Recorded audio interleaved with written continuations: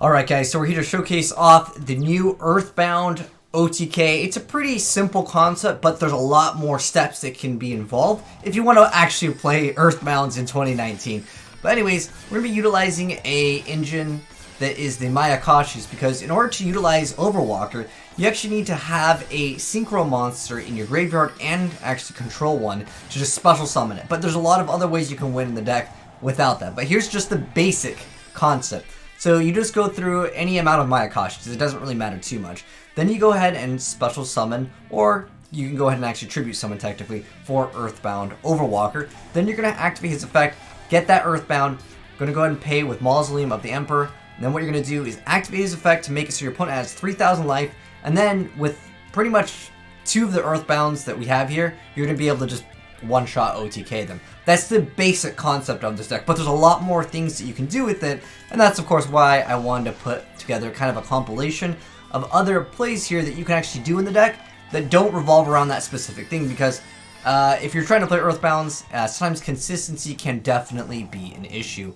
So here's a really great card called Magical Contract Door, which just lets you go ahead and add that EarthBound Overwalker. There's another card that we'll talk about that can search out this card, which we'll go ahead and get into in a moment here. But basically, the core concept is to just go ahead and go for a bunch of the Mayakashi monsters, because you're just going to get them for free basically anyways once you go ahead and get Daki's effect over and over.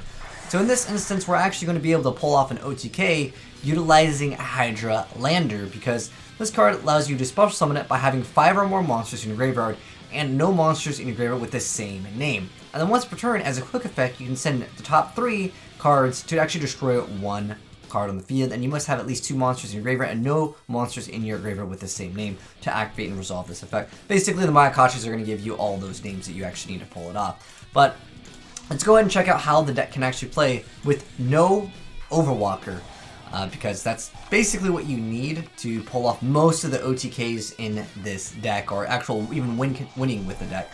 You have options with the contract with the Dawn 1000, so that will lower both players' life points.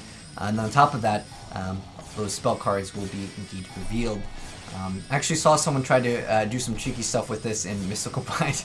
But anyways, we're going to go ahead and see, of course, once again, that Mayakashi combo. Then he's going to go ahead and make Hydra Lander, and that's, again, an excellent card. We're going to go ahead and activate the effect, pop that, and once again, we're going to be able to finish it off. We actually summoned the EarthBound over here, the Asla over here, and it has that effect where when this face-up card leaves the field, except by its own effect, you destroy as many face-up monsters your opponent controls as possible, and then you can do some burn damage. So on the off chance that there's some integer where it's like just 800 off, you usually will get at least 800 off of this effect. Potentially, you could do more if you wanted to go Ojama Trio and do some stupid stuff. I've seen people do it where they just flood the board with like triple Ojama Trios, and on each Ojama, I believe they would take 300, then of course the extra 800 for every single one. So this is going to be more of a longer game, utilizing, if you wanted to, you could technically run Mystic Mine even in this deck, because all it requires your opponent to realistically have is 3 monsters, which sometimes they're going to get out in the first turn.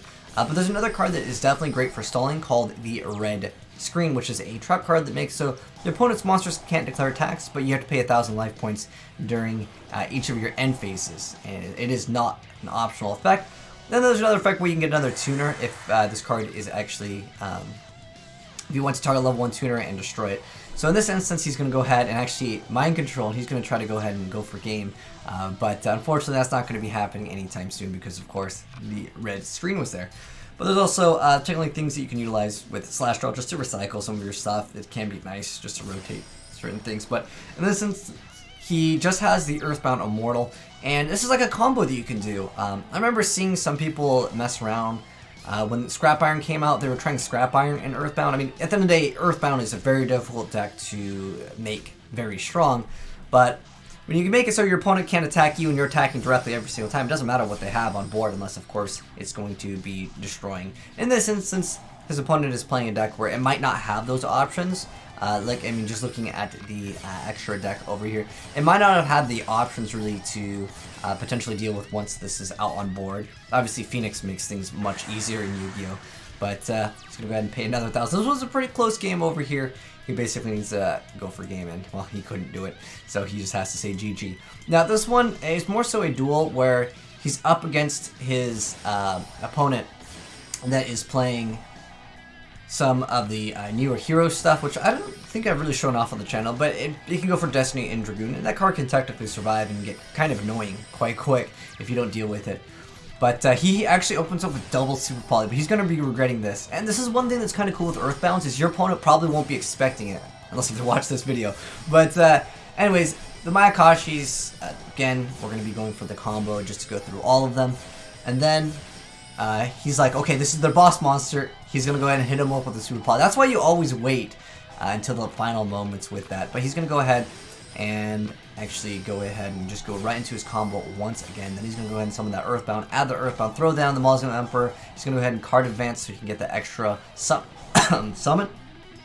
So that's why card advance is here. It does have this other effect where you get to look at the top 5, but it's just you contribute summon one monster in addition to your normal summon. So it's like another double summon, if you will, for the deck. But that was pretty cool over there. Now this last one over here is versus kind of a character deck, but I gotta give a shout out to my boy Tsubasa for hooking us up with these plays. I actually did stream with this, but I like this build better because there's a card that I do want to talk about, but I also want to talk about cards that I was playing that are probably better for you guys to throw in, because he might have not have known that you can actually search out the card with the Necrofear support that got announced recently. But we're going to kick it off with this last play over here and try to give you guys some variety. A lot of the stuff in this deck is very linear, but I want to show you other ways where you can actually, you know, just OTK your opponent, as well as just kind of playing out the duel. Again, I think you can run Mystic Mind in this deck for sure. He's going to go ahead and attack. That card's going to go ahead and go away because it's one of the battles. You can make it return. And that actually hurts the Mayakashis quite a bit. But he's able to go ahead and banish and summon the Yoko again, the Graceful. And then he's able to go ahead once again go for that EarthBound. But it's just showing you guys after the Mayakashi plays what can you do, and then once again just kind of like bread and butter play. But it shows you that like this deck can still play out after, or even if you don't happen to have the OTK, or if they disrupt your board after, you can still basically make this. Not in this instance we're able to just go for the combo again, but this card Blood Blossom is actually really great. Let's go ahead and hop into the deck profile, and I do want to mention some of the stuff that I'm going to recommend for you guys. So I actually built, I'm going to show you my build first, because I think that there's a few cards that I wanted to mention that were actually pretty good. So Dark Occultism will actually work well with this. So this card says you discard a card, which is totally fine with the Mayakashis because this card is totally fine in the graveyard anyways. But you're going to discard one card and add a Destiny board or a level 8 Fiend monster from your deck to your hand, and during the main phase, except for the turn it's sent to the graveyard, you can banish this card, and it's for a Destiny board, but we're not really utilizing it for that. But that is like another bonus effect, but again, we're not going to be applying it. It's basically just this card searches out this card. In my build, I only played one. Technically, you can play multiple because, well, it does technically... Oh, wait, hold on. I moved it.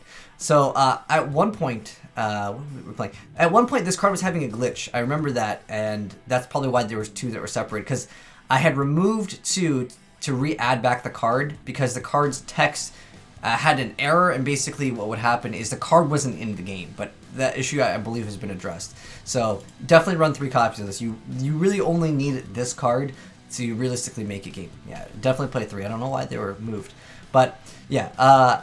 Anyways, basically the concept is the same in my deck versus the other one, but there are a few other cards that I wanted to mention. But pretty much the only thing that I was playing different was like Mallet and Reload, because I just wanted that consistency. But I was also playing Impermanence as well as Red Reboot because I didn't want to deal with anything while I'm trying to, of course, go for my OTK. But anyways, I think his build is overall better because it has, it has access. First off, you don't need to run more than one EarthBound. I wouldn't really recommend that because you're going to search it off of this card in the first place. But, of course, pick the EarthBound that you want. Realistically, the only good EarthBound is going to be the... actually, there's 2 EarthBounds that you can run. EarthBound. There's 2 with 3,000 attack. But I would say if you're really looking to go for like consistency, you probably only need 1 to pull it off. But I guess if that one goes away, you would have that option. In fact, I actually looked up all the EarthBound stuff. Like, it's just really way too outdated to actually even bother trying. But anyways, I mean, this card wasn't bad. Like, Wave can negate 1, but like again, Red Reboot, I can activate it from the hand, and it's just much better overall.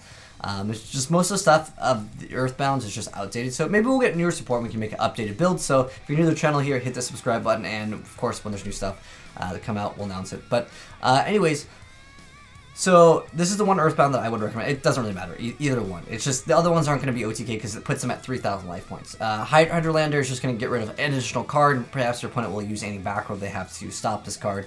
And then of course 3 copies of Overwalker, which is the only new card that makes this deck viable. And then we got the Morphing Jar. We have 3 copies of Hydrant. So this one, you get to special summon a Mayakashi monster from your deck, which is almost always going to be Daki. In fact, I think I even maxed out on Daki in one of my builds, but nonetheless, it doesn't really matter. You only really need 1 to go off, but if it's just in the graveyard, that does technically help. And then we have 1 copy of the Ice Mayakashi, and then we have 2 copies of Blood Blossom of the Afterlife. So this card's actually really good. So you get to target 1 spell and trap in each graveyard. You banish both of them, and then you special summon this card, and then you contribute this card to target 1 Fusion, Synchro, Link, or Exceed monster in either graveyard, banish it, and then you get to special summon 1 monster of a different monster card type, Fusion, Synchro, or Exceed Link from your graveyard, and you can only use each effect once per turn. So basically, you banish one of the small ones, you get a big one. Pretty easy self-explanatory effect over there. Then we have 1 for 1, of course, for your place of your Hadron, because this gives effect when special summon. And 3 copies of Revolt, which will just basically give you that card. And then we have 2 copies of Magical Contract Door, which is the card that lets you basically search it out. Like I said, this and the Necrophere card are the searchers for it. I would just rather just max out on all of them, to be honest, because it's a pretty fast way to OTK, but you need maybe something to deal with your opponent's like stuff.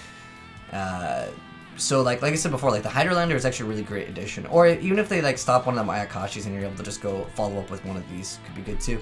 Now 1 day piece, Desires, Double Summon, and Card Advance. Basically, these are going to be the same, but Double Summon will only give you that additional one, and this is a separate card. And then we have Upstart, we have SLAYDRA, because it doesn't matter what your life points, or your opponent's life points are going to be at, because you're just going to make it 3,000. You could even go into tag duels and one-shot people, which I think is absolutely hilarious. We have Card Destruction, and then there's SLAYDRA just for, technically with this, there's kind of some play with SLAYDRA, but it's at 1 anyways.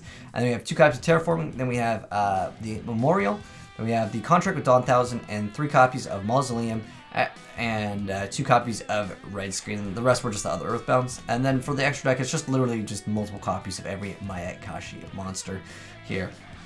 But anyways, yeah, that is a Earthbound Mayakashi deck. Let me know, guys, what you thought of it down below in the comment section below. But thanks again, Subasa, for hooking us with the plays.